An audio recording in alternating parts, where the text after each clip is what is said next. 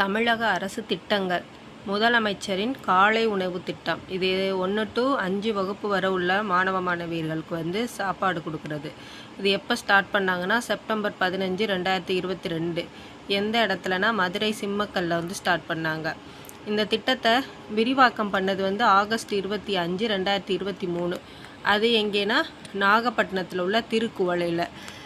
அதுக்கப்புறம் government school மட்டும் இல்லாமல் அரசு உதவி பெறும் தொடக்க பள்ளிகள்லையும் இந்த காலை உணவு திட்டம் எப்போ விரிவுபடுத்தினாங்கன்னா ஜூலை 15, 2024. இது எங்கேனா திருவள்ளூரில்.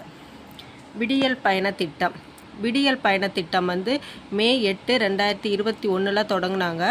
இது எதற்காகனா மகளிர் மற்றும் திருநங்கைகள் பேருந்துகளில் இலவசமாக பயணம் செய்கிறதுக்காக தொடங்கினது.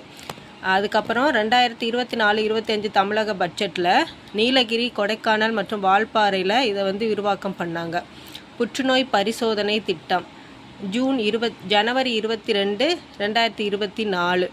இது 18 வயது மேற்பட்டவர்களுக்கு பரிசோதனை செய்கிறதுக்கு வாய் புற்றுநோய், கற்பை வாய் புற்றுநோய், மார்பக புற்றுநோய் இது இருக்கிறவங்க இதில் பரிசோதனை பண்ணிக்கலாம். அதுக்கப்புறம் ஈரோடு, ராணிப்பேட்டை, கன்னியாகுமரி, திருப்பத்தூர் இங்கெல்லாம் இந்த பரிசோதனை மையம் இருக்குது. தமிழ் புதல்வன் திட்டம். இது ஆகஸ்ட் 9, 2024 கோவையில் தொடங்கினாங்க.